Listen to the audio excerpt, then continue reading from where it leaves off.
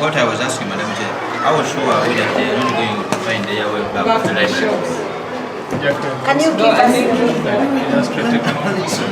us the lists of the books that you have and your catalogs for the orders, the deliveries, so that we shall have also, this has opened our eyes that we have to visit now many more schools to find out what our children are being imparted.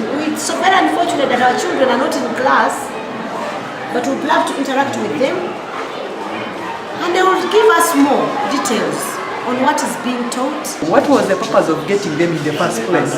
And then later you realize they are talking about sex education, they are talking about sex.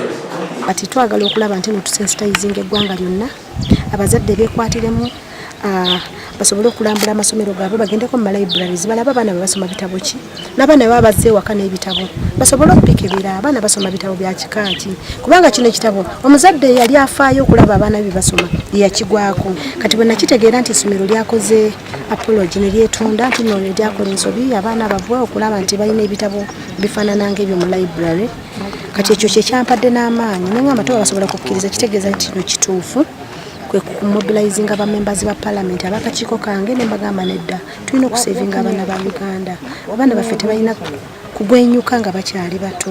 In very good faith because we want to put this to an end and open a new chapter.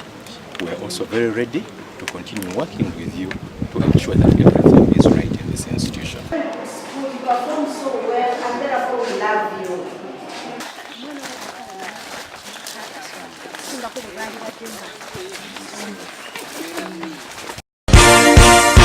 This is Kingdom TV.